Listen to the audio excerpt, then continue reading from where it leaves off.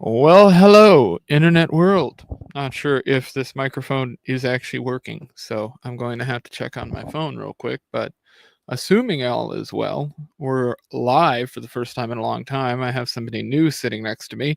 I'm going to explain that in just a moment as I check that we are actually streaming. This is something we are. And the audio is coming through quite nice, actually. There we go. So, having a couple drinks, doing a live stream for the first time in a long time. Been months since I've been on YouTube in general, except for other people's shows. This is Eldon sitting next to me. Hello. Say hi. Hello, my name is Eldon. I'm not sure how well this mic will pick us both up, so I'm just going to kind of hold it in the center. But Roger that.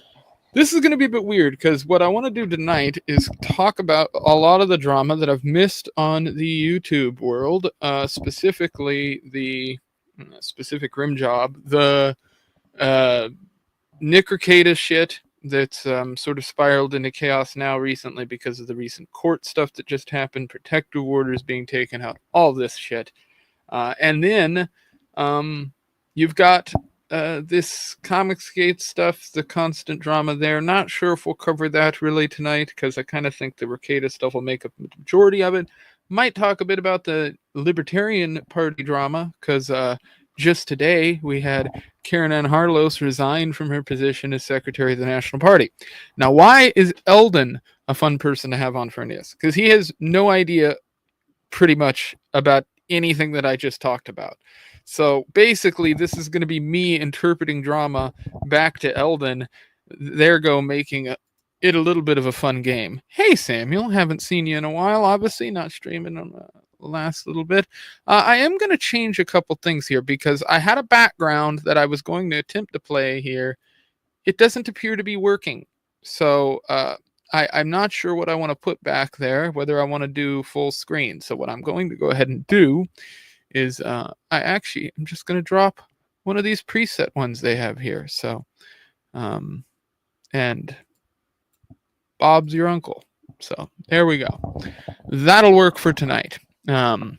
Anyway, so moving forward, the most recent thing is that Aaron Imholt, Nick Rekieta, in their eternal drama struggle that has been very fun to watch play out on the internet. So I'm going to now kind of turn this into the game portion of the show, which is how much do you know about Nick Rekieta or Aaron Imholt? Not at all. I know Nick Rekieta. He's a law YouTuber, as far as I'm concerned, and I think that's about as far as my knowledge goes. Okay. Is he like a Legal Eagle kind of guy, or? Oh God. Rekieta would hate that. No, so Legal Eagle's like a clean version of Rekieta, we'll call it. The lefty Rekieta. Aha, that's a good way of putting Legal Eagle in that little box. No, Rekieta recently, so to put a short fuse on the whole situation, kind of TLDR.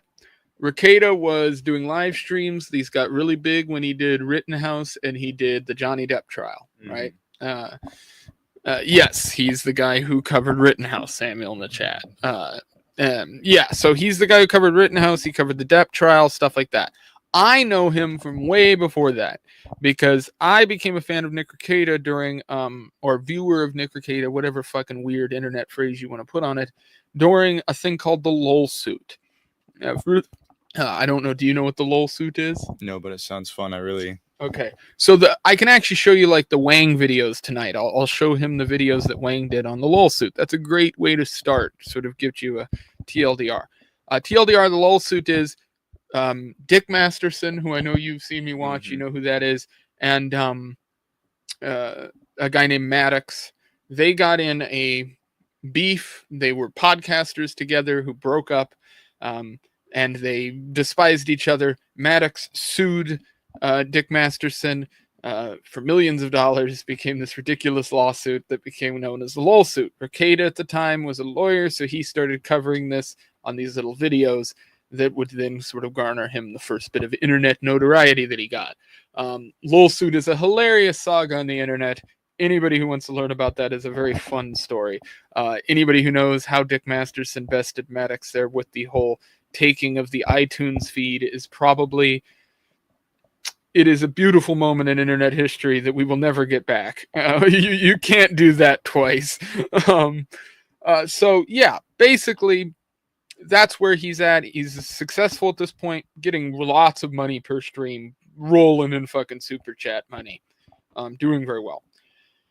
There were murmurs during this time that Rekieta might have been inhibiting signs of partaking in the booger sugar. And this became sort of talked about on this thing called the Kiwi Farms, which is basically, think of like Reddit if it was completely degenerate, more degenerate, I should say. Yeah. So yeah, that is what kind of happened, and Kiwi Farm sort of dedicates itself to kind of chronicling what they would refer to as lol cows, so people they just kind of laugh at on the internet. Okay. And lol cows sort of put themselves in that position. It's sort of what makes them special. Yeah. Chris Chan is probably the most famous lol cow. Yeah. And Kiwi Farms has a weird relationship with Chris Chan in general, because a lot of the people who got caught up in that were all people who came from Kiwi Farms. Not a great place, in my opinion. A lot of the people that come from there tend to have very closed off opinions. They sort of just run with whatever their brain takes them in. And then you kind of almost like conspiracy theory people, where they get so transfixed on one conspiracy theory, it just becomes their whole identity. So you just kind of spiral out. It sounds like fucked up Tumblr. Mm-hmm. Exactly. It's literally like a bunch of a lot of the people on Kiwi Farms are the equivalent of like goth teenagers on Tumblr. Okay. Yep. That's exactly what I was picturing. Whether they'll admit it or not. Yeah. So this sort of creates some reverence around Nick. He's big at this point, making a lot of money. There's all these other people coming on his show. He's gotten in some little drama spats here and there, but for the most part, he did fine. And then things sort of spiraled because he got caught up in a bunch of legal shit. So cops raided his house. They found coke in the house. They then separated for, I think, a brief moment, the kids, something like that. Then they went back to the household. He had to deal with these drug charges. He took a deal. So he pled guilty, but he basically just had probation. So pretty good deal, because he's a first-time offender. There's all that shit that goes into it. Somebody who has like a legal background and all these things he can play up on, in court. So that was the end of his case. Now you have all this stuff. Who is Aaron Himmel? Well, turns out that when Nick got caught with the coke at the house, that there were a bunch of other people involved too. Turns out that there were basically some kind of polyamorous fuck squad going on inside the Rekieta household, involving him, Kayla, which is his wife, and then this woman named April, who was with a guy named Aaron Imholt. Aaron Imholt is a guy who has like this radio show called Steel Toe. That guy's a complete fucking tool. There are a few people on the internet that I'm like, wow, you're irredeemably just a bad human and can't function properly. Aaron Imholt is one of those.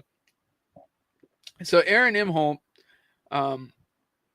sort of kind of got his chick stolen by Rekieta, because now he's not with April anymore, and April's not with Rekieta anymore. She's just on her own now, and Aaron's just left holding his dick in his hand, which is kind of hilarious in the whole thing.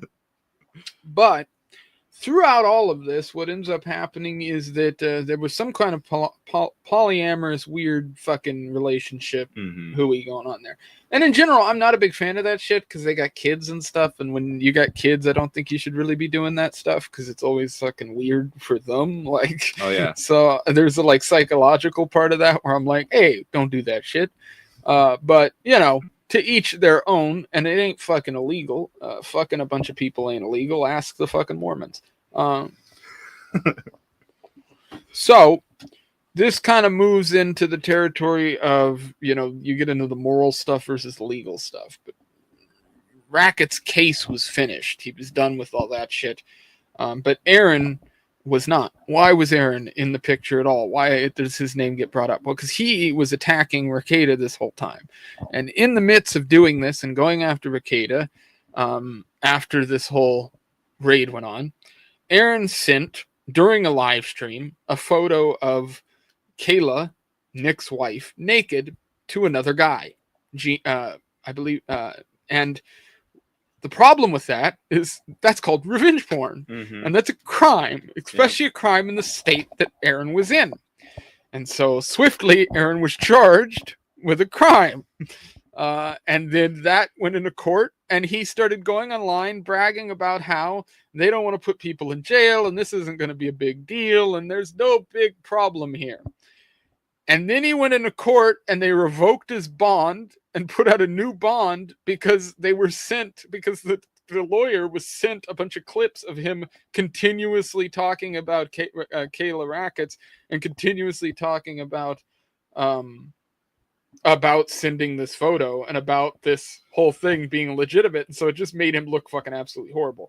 It looks like harassment. In fact, they said things in the court document that kind of surmise that. I don't think this judge likes him, and I really don't think the bond and this whole sentence is going to hold up at all. I think he's going to end up getting a worse sentence than he thinks. So he hasn't been sentenced yet, but he's going through this trial, and he keeps putting his fucking foot literally in his mouth through his ass. At this point, he's now like gone dead. So on his streams, he's just not talking about this at all because he realized that talking about it's going to get him in a bunch of fucking trouble. Because now he's looking down the barrel of like, yeah, they could put you in actual jail, or they could literally like, there's a bunch of screwy stuff they can do to him here. So he ain't in a good spot. So what does he do right after going through court? And he got arrested, by the way, because he had to repay the bond. So he got put in jail for like 3 hours until he could post bond, which is hilarious. $100,000 bond, too. Wow. So then what does he do? Well, he immediately has his lawyer and him go file a protective order against Nick Rekieta, saying that Nick Rekieta is harassing him. Now, the reason I think this is stupid on Aaron's part is because it looks like retaliation as a court. In my opinion, it's going to look like retaliation to everybody else. It certainly doesn't look good in the public eye. And then secondly, and Rackets immediately did this on Twitter. He goes, I'm going to give $1,000 to the first person to just edit me a 2-hour stream of Aaron mentioning me and bringing me up and talking about me. So it's like the problem is you're not allowed to take out a protective order to chill somebody's freedom of speech. And to me, that's what Aaron's attempting to do here. He's trying to say, well, you can't talk about me anymore. It's like, well, motherfucker, you talk about me. So that's not how this works. It's a two-way street. Once you open up that door, you don't get to close it whenever you want. And so unless something illegal is being done, but I don't see anything illegal being done here. So that's the new drama in that world. And I hadn't really talked about this whole mess online yet, except briefly with Tyler Yonke, a family lawyer I know. Because the Rekieta stuff was sort of weird, and people are going to hate me for my opinions on some of this, because I actually, I felt the people I felt worse for in the whole situation were the kids. I come from a family that dealt with OCS shit briefly, so I know what it's like to go through that whole thing and have to fight people in court, especially OCS is a horrible system to go through. So that was the first thing I was concerned about. That seemed to be put to bed pretty quick because drugs or not, it didn't seem like the household was unfit really from their perspective, and so that case was closed. At least that's my understanding of it. If I'm wrong, whatever, sue me. But I warn you, I'm Jewish. But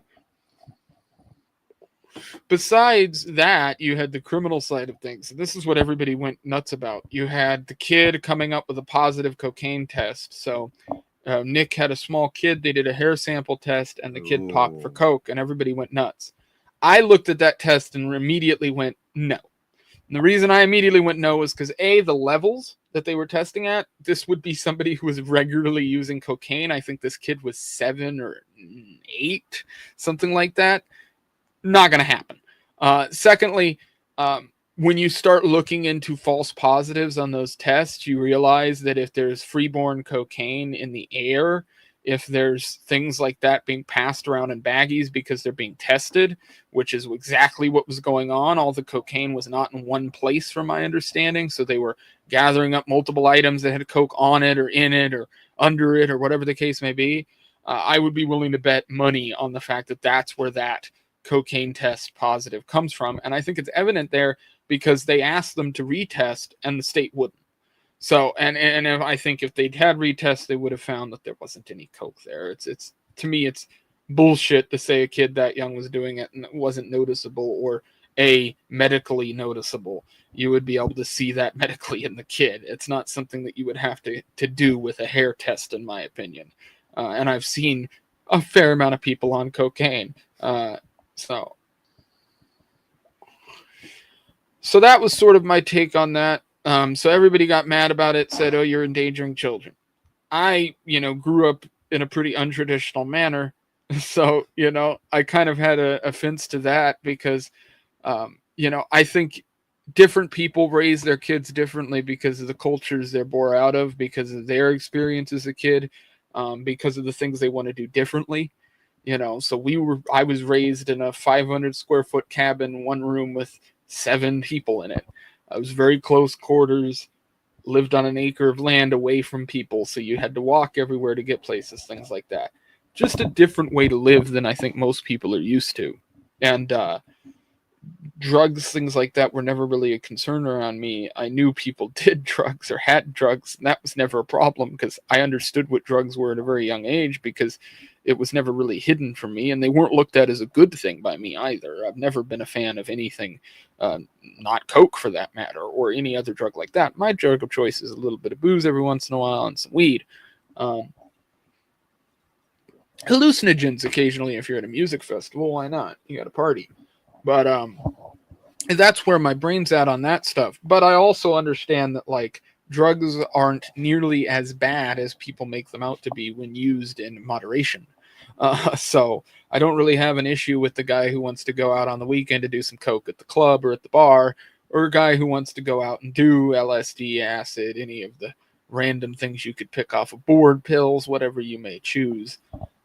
How many fucking Adderall heads out there are right now writing articles all over CNN and Fox News? So I saw a lot of people basically fainting caring to kind of get clout on the internet in this whole storyline with Nick. And so I didn't really cover it all that much. I talked about it privately with people. I talked to probably 20, 30 people in the Ricada sphere. It's funny. There's like one streamer, Meme Copium. I was on his show, and I think he went on my show at one point. We were kind of chummy back and forth. It seemed a friendly guy. He started grifting pretty heavily on the Ricada stuff, and now has blown up on his show. It's getting good numbers, I'll give him that. But man, every time I click on that stream, he's just spouting some talking point or some bullshit that is just a logical fucking horseshoe. And so that's been unfortunate. Seeing some of those guys, Sean, who again I thought was going to be pretty level-headed on things. These are all people who are also YouTubers in this sort of ecosystem. Yeah. It's sort of hard to explain their existence because no one really knows why they're there. But yeah, that's sort of the current Ricada drama. I'm going to be going on, I think, next Wednesday, a stream that people will know in the Ricada sphere to talk about sort of my side of things, since I've been kind of quiet about it. But sort of bullshit drama there. It all kind of got blown out of proportion because people really wanted to laugh at Ricada, I think, and now they've gotten what they want. But Aaron has been taking some big losses. Aaron Imholt has taken the biggest L this last few weeks. Ricada's been getting pretty much constant W's this week. It's been pretty hilarious, which I know has to irritate the sort of Ricada A-logs out there. But who knows? We'll see how all that pans out. Aaron's case is going to go back in October 2nd. He just got a Daily Mail article talking about him. How huge is that? Aaron, you finally got mentioned in the mainstream press. It just happens to be an article talking about how you're trash and had got arrested for revenge porn. You know, listen, all publicity is good publicity, Aaron. Oh, how fucking horseshit is that expression? Mm. You gotta love it sometimes.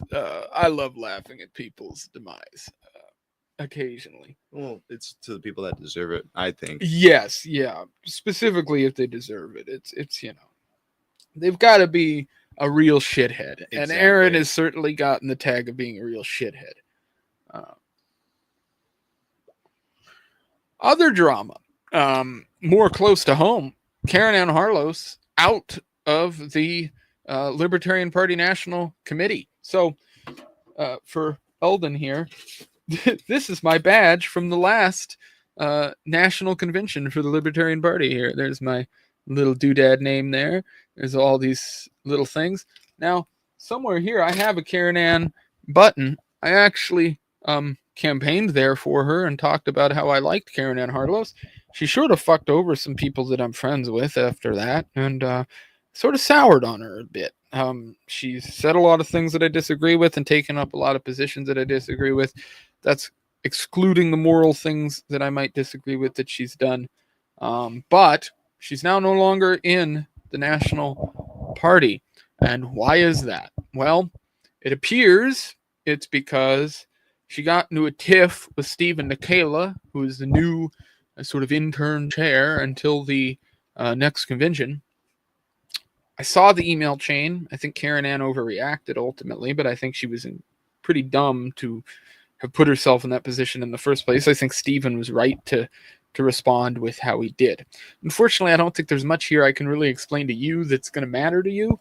So I'll get into the more juicy sides of it, which is that she's now doing sort of a tell-all thing and going around and telling her side of the story and stuff. And that's interesting, I suppose.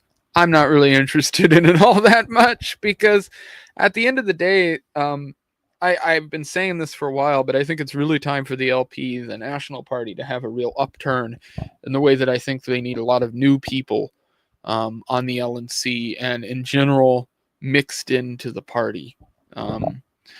Samuel in the chat. She definitely blocked me on X. That's not saying much. I probably called her things. Well, I've called her things too, and I've never gotten a block, and she does follow me, but I've always been clear. She helped me out with the Libertarian Party of Alaska, some drama that went on way back in the day when I was first kind of coming into the party here. So I had a lot of respect for it. It's why I helped her out when I was in DC. But she lost that respect. And, it is what it is. It happens in this political game. I don't think she handled this Colorado situation right. She has showed up to Colorado's convention. This convention was not given proper notice. I know people are bitching about that, but it's just the way their bylaws are written. So the convention was no good. They were going to have to reschedule. She shows up anyway, calls the convention to order, and starts voting on things. Without the chair being the one doing it, a bunch of other stuff comes into play there. I don't know, but that whole situation doesn't seem copacetic to me. And as somebody on a board in a state of my own with my own affiliate, I certainly wouldn't want that happen in my neck of the woods, and I wouldn't stand for it here.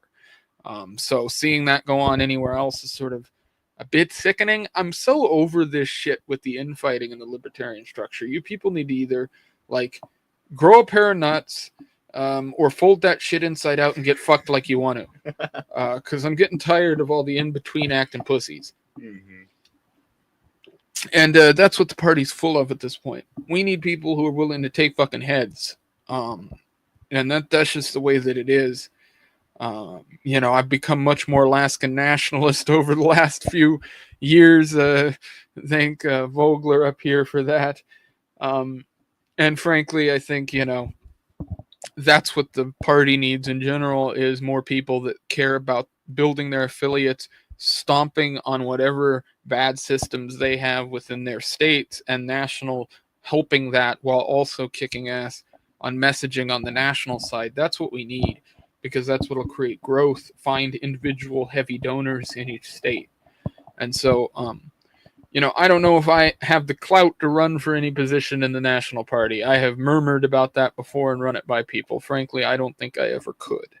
I don't think I could. I don't think I have the clout to run for chair of the party, for instance. And I think that's the position that has to institute what I'm talking about, because it is ultimately a sort of top-down thing.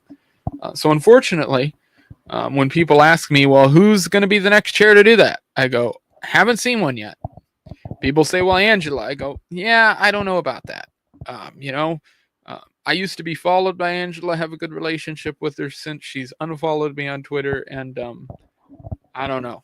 I don't really talk to Angela, so I don't know. And she's become the chair of the MC and all this, but I don't really hear much. So, that is what it is.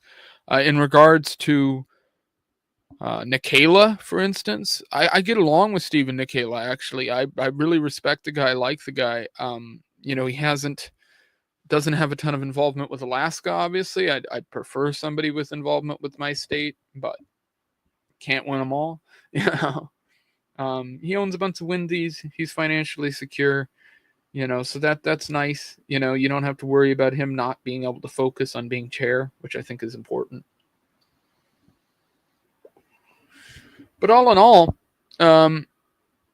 I think the chair of the party either needs to be somebody who's already relatively famous, meaning is already big in the world of libertarianism or in the world of acting or in the world of anything for that matter. So find somebody with a name behind them.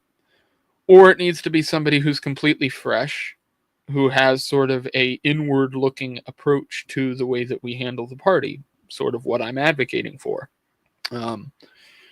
We'll see. I don't have any fucking hope for any of this stuff actually happening, because libertarians are like herding fucking cats, and that they're all pussies and none of them listen. So it is what it is. But it's been an interesting time for the Libertarian Party with this post-Trump era. Trump has done some horrible shit in the last few months, and there really hasn't been much of a good reaction from any of the parties, in my opinion. It's all been kind of lackluster. 'Tis unfortunate. I'm thinking about what kind of content we could put on right quick to kind of react to. I was thinking about maybe talking about putting on some of the drama from the Libertarian Party, but I'm thinking maybe not. Maybe we'll go dive into some of the Alyssa clips. You guys remember Alyssa, her channel, making all the clips of Ricada and stuff? We could always go see what she's putting up. Now, see, this is all stuff I've already covered. I don't want to listen to all of this. Okay, well, I'm going to go to my favorite clip channel. Katie did. You guys can catch me on her streams every once in a while. I was on there just last week talking about this whole recent drama in the Comicsgate stuff revolving, or not Comicsgate, but the indie comic world involving Eric July. I was on there interpreting political jibber jabber, what I'm always doing. Of course, Eric July claiming to be some kind of libertarian, describing his political philosophies on little videos that he was putting up, and somebody had to go on there and interpret those for her. So that was me. Gabe Al-Taib, that new drama. I've been kind of catching up on all of this. So you guys got to understand with me. I'm going to be covering the Comicsgate stuff and the Comicsgate drama sort of briefly in a lot of my streams, but I am behind on all of this by at least probably 3 months because of how little I've been streaming and keeping up on that side of the internet. So I'm going to spend the next couple days sort of deep diving into what I've been missing in that world, and we're going to cover that in a future stream. I think I'm actually going to stream tomorrow. So we're going to be doing this all over again. This was sort of impromptu because I had Eldon here, and I thought, hey, this would be fun to do. I'll sort of backstory all this drama for the stuff that I missed, catching up, which is what I called this stream anyway. I'm back and catching up. So lots of stuff to come, lots of content to come. I've got a bunch of video ideas and things that I put aside. There's scripts that I had in the backdrop that are still unfinished, and stuff that's already finished that I can turn into videos very soon. And then I'm also going to be having on guests here and all that stuff. We'll have the whole panel back and all that kind of jazz. I want to see if I can get Armored 8 back on. He was one of my favorite people to have on before, and he loves the whole comic book drama stuff and a little bit of the political. So get him in here. I might even hit back up Cream, because he's a good political brain to pick every once in a while and always has some insane ideas. And hopefully Eldon will stop by every once in a while to learn about all the horse shit that we're covering, because he happens to be here in person. Oh yeah, I think I know Eric July. Eric July is the you've seen me probably laughing at the drama going on with him before recently, because that's been going on for like a year and a half now. And that guy was previously like just an internet YouTuber guy who did like political jibber jabber content for libertarian kind of crap. But he then got into the comic book world and started saying some very stupid stuff and doing some very stupid things. Let's say that's when he put on the dunce cap and started thinking. Exactly. Oh yeah. Well, and then the as far as other drama going on, there hasn't been much that I know of that. Well, there's the whole Ethan Klein suing a bunch of people, I suppose. Really? Ethan Klein is suing 3 different YouTubers or streamers, not YouTubers. Frogan being one of them, and a couple others. This is all relating to this whole thing with OCS being called on him dealing with all this stuff because of the Hassan Piker stuff. I see a lot of people saying these lawsuits aren't good. I actually kind of disagree. I think they're sort of good. I think a lot of YouTubers and streamers, especially on Twitch, have gotten away with doing a lot of stuff that's just not right. And they sort of slide on it, especially in the world of copyright, slander. Oh yeah. Certainly. Defamation. So it's going to be interesting to see how it plays out, but I don't know. I think he probably has a better shot at things than people think.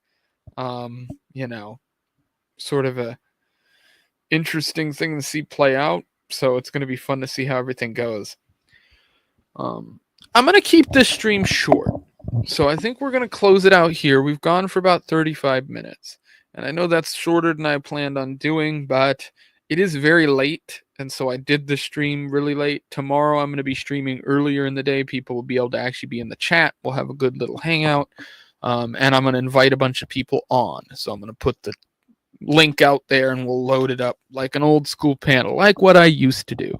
I'm feeling a little more off the cuff lately, joking a bit more, trying to be a little bit more comedic in shows. So we'll see how that goes.